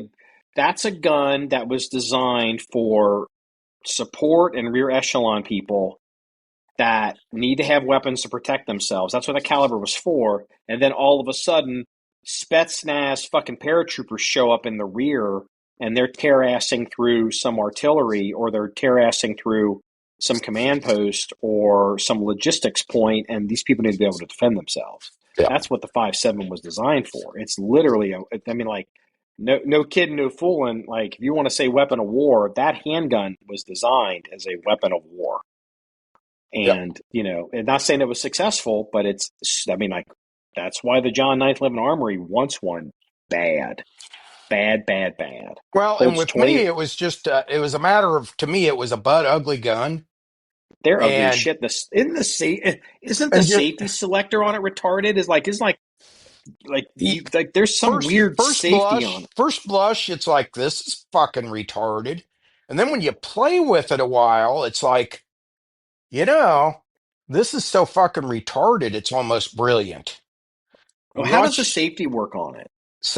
so the safety is actually on the frame above the trigger. That's what I thought. So on the draw stroke, you're taught, to index your trigger finger along the frame of the gun above the trigger. When you do that, your trigger finger is right there on the safety. So you're not Oh, you can having you can you're not you can having to manipulate adjust it. grip. Yeah, you don't have to adjust your grip to get on it. Like say a thumb safety, like say on a 1911, or a hammer drop safety, like on a Beretta M9. It's ambidextrous, and it's actually about where the takedown lug would be on a 1911. It's pretty small though, right? It's easy to miss, right? Uh, no, yes and no. I didn't find it easy to miss, but uh, it's very streamlined, so it doesn't snag on stuff. So I would say more streamlined versus overly small. Hmm. But once you Ye- play with it a little bit, it's like this is actually a pretty good fucking design. from like the civilian adoption, police adoption standpoint, I feel like the safety is what kept that gun from ever actually really catching on Mhm. because it was so weird. Um, Like, do you think you could work that safety on a draw with a glove on? Yeah, yeah. I don't, Okay. and we can try that. I've got summer weight shooting gloves, so that's something we can test on the range. Well, that's the whole point because it's like, okay, the Russians push through the Fulda Gap. It's frickin' 20 below. January. Yeah, and in Northern Europe, and your Spetsnaz all of a sudden pop up behind you. You got to Mhm. be. So I'm super super curious to shoot one of those, play with one of those, like really fuck with it. I mean, I've picked them up in gun stores, but you don't really know until you get a timer out and you get some kind of holster and you're working drills with it and figuring some shit out with it. I'm super curious Yeah. about that gun. And that's the other thing that killed that gun and kills FNs in general, is very little holster support outside of the custom market. I think Safariland has one SKU number for a duty holster for it. Well, shit, And I'm surprised there is a duty. I mean, yep. we just have a custom. I've thought about making gun bucket holsters in house, just getting Kydex and heating it up Mhm. and making buckets just to drop stuff into, just so we could, you know, like you could never sell it. No. It probably would fall out, but like literally just making gun buckets for guns in a reference collection so we could No, so draw. Safariland has a couple of SKUs for it because they needed to have a retention holster for it to be duty approved. And then I actually have an inside the waistband appendix carry holster for it. What? From who? Oh, I knew you were going to ask that. Now I gotta go grab it here real quick. But like a Uh, real company or like yeah, just some yeah. dude you know? We the People. Yeah, I have a We the People AIWB holster for it with a claw. What the fuck? Hey, You gonna bring that holster? well, I sure ain't gonna Mexican carry it. Holy shit, dog! Yeah, Yeah, I'll bring the whole mess out. Yeah, we'll get some it's like a good. We'll 20. do some good video content. It's like a 20 round magazine, right? Yep, got three Double of them. stack. Yep. Is it a single position mag or is it a double position mag, like a machine gun? What do you mean? Does the You kind magazine of lost me there. when the rounds come up in the magazine, does it taper into a tower like a Glock mag or like on one of your pistols? Or does the round sit on the left and on the right like an AR-15 magazine? Well, I got it right here. I guess I never looked at that. Give me 1 second. Nope, it's built like an AR mag. So it literally feeds It's left and staggered. right, Yep, but the feed position changes. It feeds from the left and then it feeds from the right. yep. It doesn't come up into a single. See, It, I'm it telling you, comes that from the gun. left. It comes from the left and the right, and then centers the top round. So Well, no, but if the no, no, follower if looks exactly like an AR well, no, mag follower. yeah, it looks like a foul. But if it centers the top round, then it's a single feed position. So it is like a regular pistol mag. Okay, yeah, But okay, I see what you're okay, saying. Yeah, yeah. So okay, yeah, it centers the round, but it's a staggered mag. yeah. Well, most mags are, but yeah, but like Yep. a lot. It just because I just didn't like this gun is this to me the FN gun to me is like a gun from Mars. It's like alien Yeah, technology. It's so Buck Rogers bizarre. shit. Yeah, like you just want to like everything about the gun's going to be crazy different. Like I don't even know how the barrel. I mean, is it a tilting barrel? Does it rotate? Like I have no idea. So you probably don't even know either. You'd be shooting the fucking thing. We'll figure it out when you get here. It'll be a learning experience for both of us. Okay, we've been going for a while, so let's go ahead and wrap this up. I got a few things here we're going to talk about. So, I've got a category on the webs or on the podcast called Best Headlines. We don't get it at every episode, but we had a best headline two two headlines ago, and then someone sent this to us. I'm not going to say your name because it didn't tell me I could use your name. And uh, this is from, but unfortunately, it's from 2017.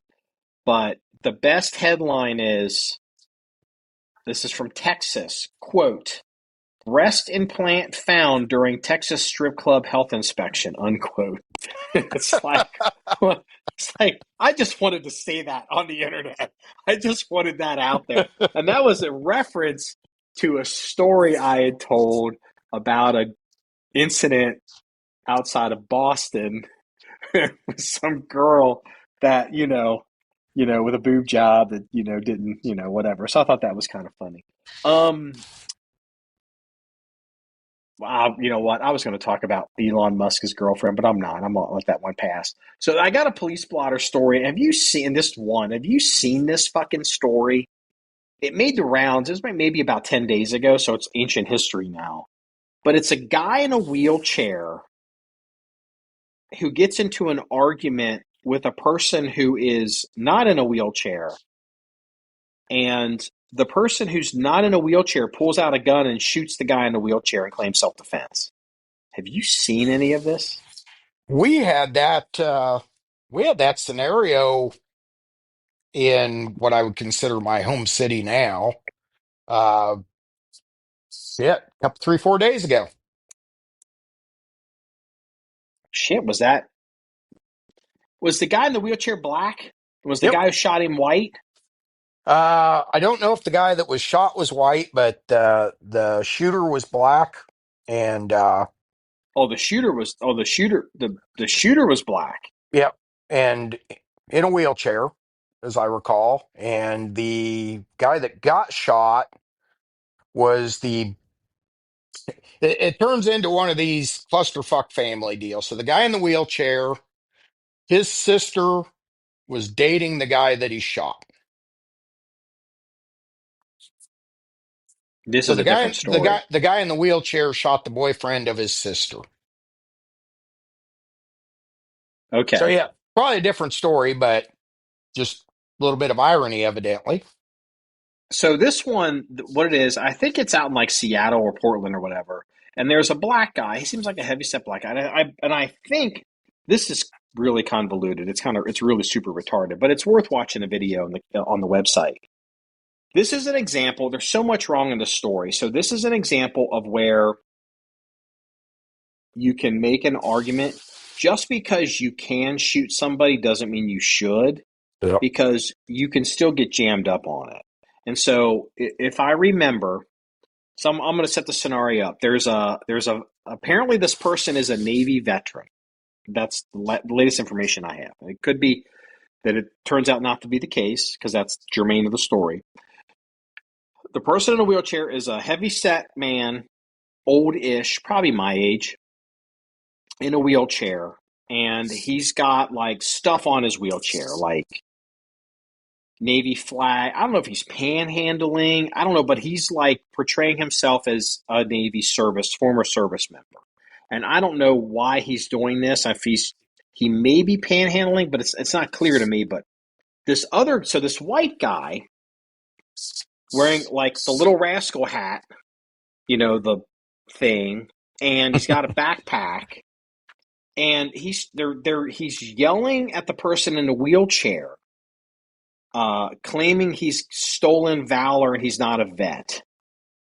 And what the Little Rascal guy does, who's white, Little Rascal guy comes up and at some point like rips some shit off the guy's wheelchair, the vet's wheelchair, like a flag or some memorabilia or whatever, and accusing him of stolen valor. Okay. Well, the guy in the wheelchair, like he actually legitimate, like looks like he probably needs the fucking wheelchair. Like I don't think he could get up. Mhm. He At some point he starts to reach around clumsily and I think grabs a knife, because he's like, holy fuck, this guy's like attacking me. Little Rascal guy backs up. I mean, he's 8 steps away from this guy. 1, 2, 3, 4, 6 to 7 steps from the wheelchair guy. Pulls his backpack out, reaches into his backpack, fumbles, takes him forever, pulls this gun out, points it at the wheelchair guy,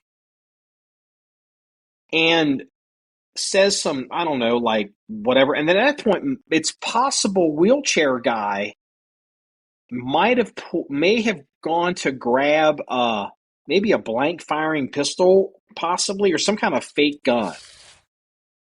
And so Little Rascal guy shot him. And it took forever. Like, you had so much time to disengage from this. You'd be like, Hmm. well, I could just go to the right. This guy can't shoot me because he can't even fucking turn his body. Like, this was so retarded, this whole fucking thing.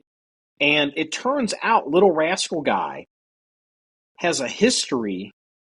Apparently, at one point in the past, up there in like Portland or Seattle or whatever, he took his car and rammed it through a bunch of Trump voters or Trump supporters in some kind of like mass casualty attack and somehow got out of it.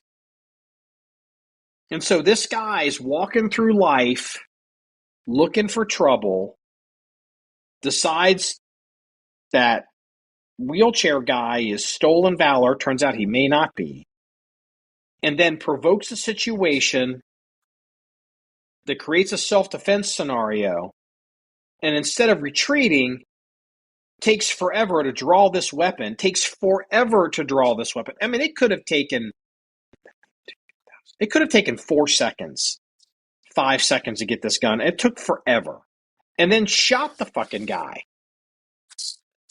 And this whole thing is a clusterfuck. Like, Little Rascal Hat Guy is going to prison. Yep. I mean, you could get a good lawyer and claim all this stuff, but if Little Rascal Guy doesn't go to prison, he will never own. He won't ever own a plastic cup again in his life. He's going to be so broke. He's gonna owe everybody everything he ever makes. He's going to be destroyed by the civil case. I mean, he is destroyed by the civil case. And this thing is so terrible, just ridiculous, and, it's easy, excuse me, it's going to be easy for people to look at this when you see the video, if you haven't, to make snapshot, well, this guy did this, so this is legal. Like, you could make an argument, and somebody will in the comment section, that the wheelchair guy pulled out a weapon, and the wheelchair guy may have even pulled out at some point in this altercation like a fake gun. But wheelchair guy was probably acting in self-defense, was trying to defend himself. And Little Rascal Guy was provoking and provoking and provoking to the point, like, the classical scenario that I'm trying to describe, the problem with this self-defense scenario is you cannot put on a Mongol's motorcycle jacket, drive over to the Hells Angels clubhouse, walk in the middle of the clubhouse, and then when shit goes sideways, claim self-defense because you provoked this fight. And that's the ultimate problem that people are gonna have with this. Because I can tell you, the gun forum guys there's gonna be people on a gun forum. They're gonna look at this video and they're gonna say, well, the Little Rascal Guy was technically a justified shooting. And I'm like, no, it's not, No. brother. There ain't nothing justified about this shooting at Even in a all. stand your ground state, you cannot antagonize somebody and then claim self-defense. Yeah, yeah. And how do you prevent yourself?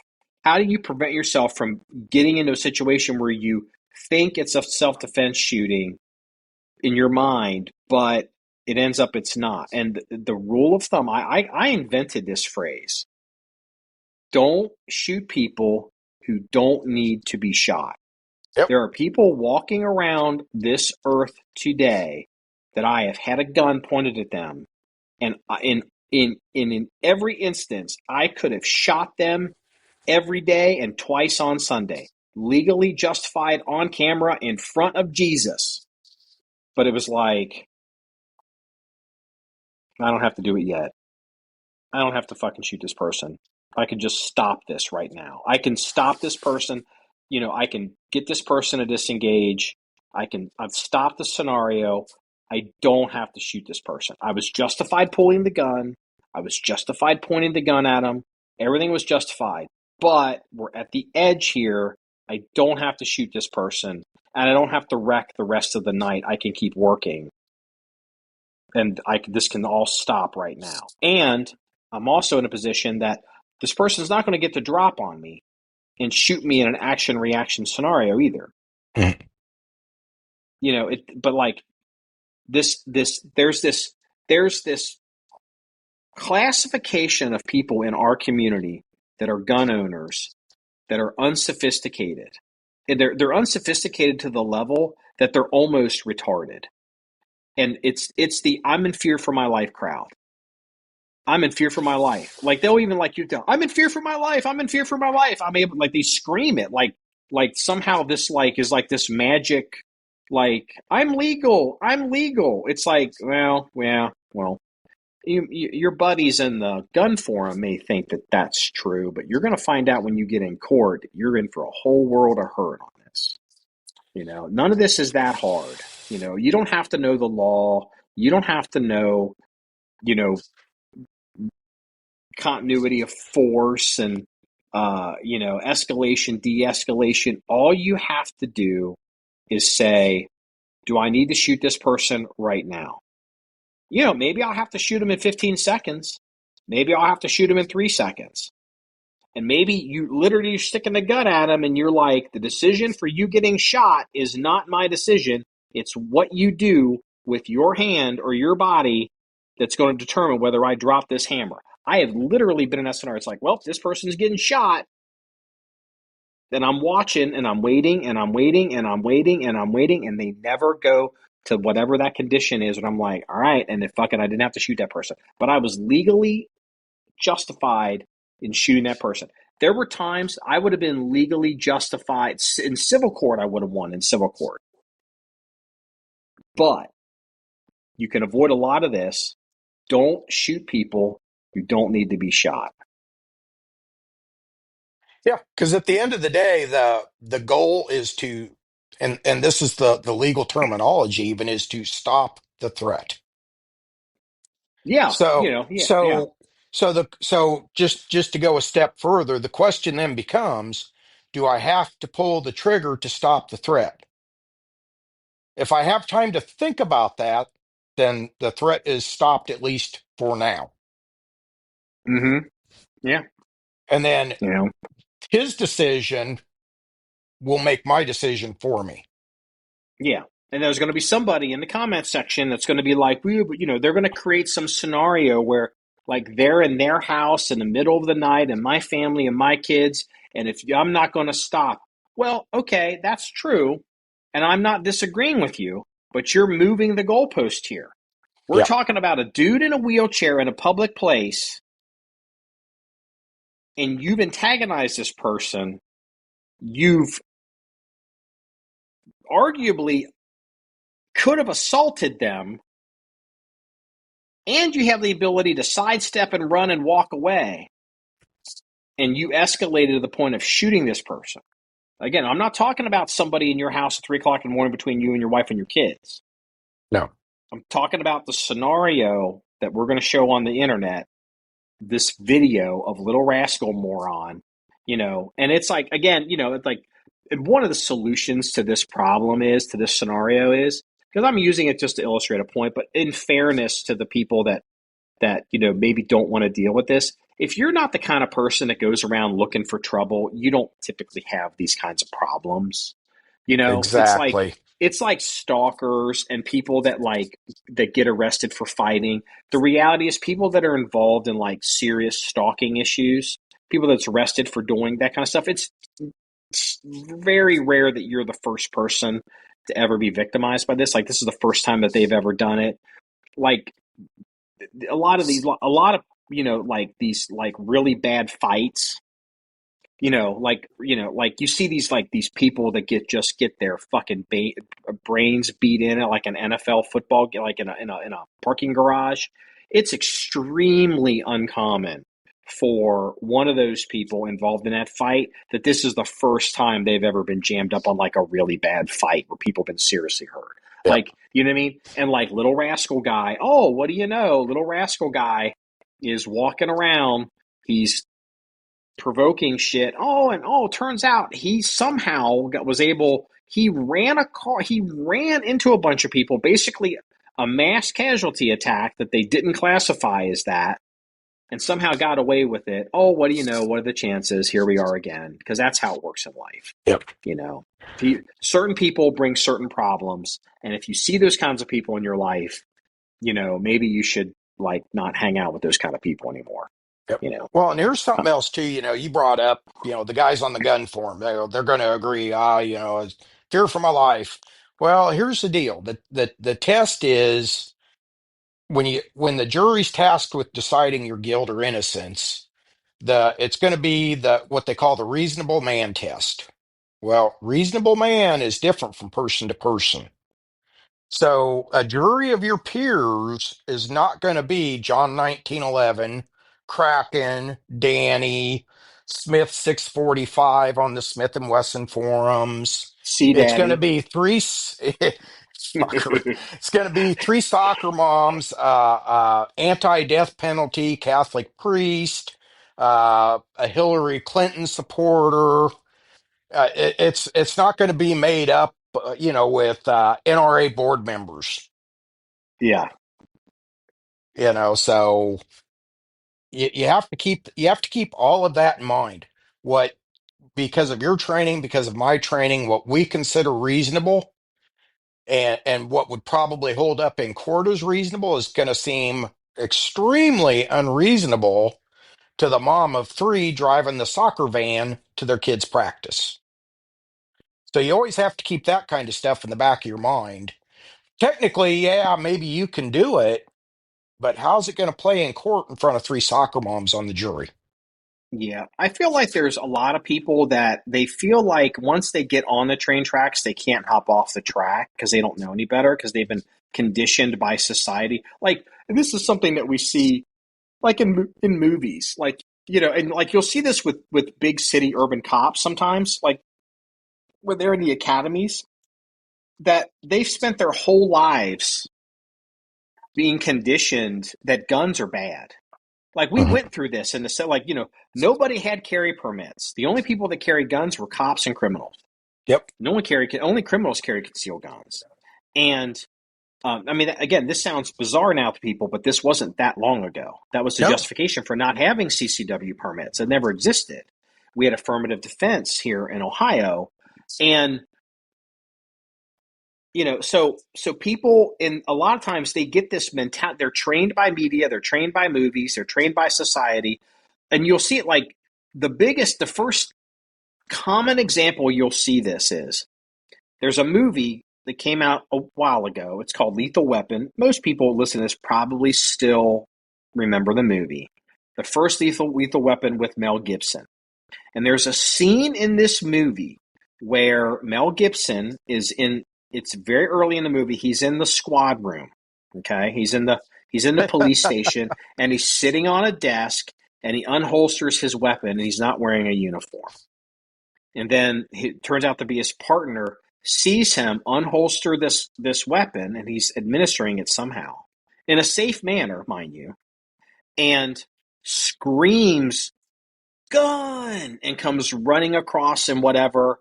And then, the Mel Gibson character is like, gun, where? What, like, and then, ends up flipping, knock him on the ground. But no, but like, and it's a funny scene in the movie. They're like, oh, meet your new partner. But it's actually, that is a thing that culture has done to a lot of people that they have been trained to completely panic when they see a gun and Mhm. they just go bonkers. And we've gotten away from that somewhat. We're much better now. But like, think about this. There was like, and if you're listening to this and you're like, yeah, I don't know, maybe not, Marky, whatever, I don't know, whatever. Oh yeah, let me ask you this question. Before 9/11, before 9/11, when was the last time you were in a public place and you saw somebody walking around with a rifle or a machine gun that you actually saw in person with your own eyes? Not on TV, not outside of an embassy in Lebanon on the 6 o'clock news, but in your real life at an airport, at a at a, Sporting event. a sporting event or whatever. Yeah. But ever after 9/11, you see guns, you see real guns, you see serious guns everywhere now. And I'm telling you, before 9/11, there were a lot of people that never saw real guns unless it was in a Rambo movie. They never saw it. Mhm. Now they walk by them at the airport, at the bus station, at the football stadium, at the whatever, whatever. Like it's a social conditioning, and this social conditioning, so especially like this people in the self-defense community, they've kind of got, we're getting away from, but this whole idea, like, I'm in fear for my life and gun, and it's just like, oh God, just fucking chill the fuck out, just relax. You don't have to. Not every answer to the problem is stomping the gas pedal to the floor. Kind of ease up a little bit, get some speed, see if you need to do a little more, a little bit more, a little bit more. Again, be prepared to react. Be prepared to stomp it. Don't be afraid to stomp it. Don't be a pussy. Don't point a gun. Don't carry a gun if you don't think you've got the guts to use it, or the wherewithal. I guess the best way to say it. But like, come on. Like, not everything has to be. You don't have to go through life like just being on half cock all the time, just Yep. looking for a reason to just win a fight. It's like, Jesus Christ, dude, just fucking chill out. There is a 100% surefire, guaranteed way to never lose a gunfight. Yep. You know what it is? Yep. Don't get into one. Yep. You win every fight you don't get into. Do I need to go into this neighborhood? Do I need to give that guy the bird that just cut me off in traffic? Do Yeah. I need to go outside and watch the bar fight that I've got no part of and put myself in a position to where stuff could get out of hand? Yep. The best way to win a gunfight, the best way to win any fight is to not get into one if at all possible. And Mm-hmm. people get sucked into more bad situations, inserting themselves into shit they've got no business being in the first place. I don't wear a badge anymore. I don't get paid to go break up a bar fight. Now, Yep. if it's a matter of some innocent person being harmed, I'll step in and do what I got to do. Two drunks want to fight over the big tittied stripper. Have at it. Hey, look, why we I'm got to gonna bring hop Cracker in. Barrel into I'm this? I'm gonna hop in my car and go to the next bar. Not that I bar hop, but you know, uh, if it's not an That's good. innocent person, yeah, you're just trying to get back to yeah, okay. That's the title of the podcast.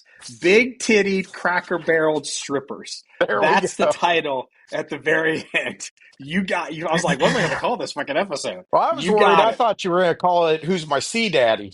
Well, I just wasn't. I don't want to get a letter from Blue Boy. So, so all But yeah, right. I mean, so at the end of the day, to put a period on it, the best way is to avoid situations you don't have to be in. Yes. All right.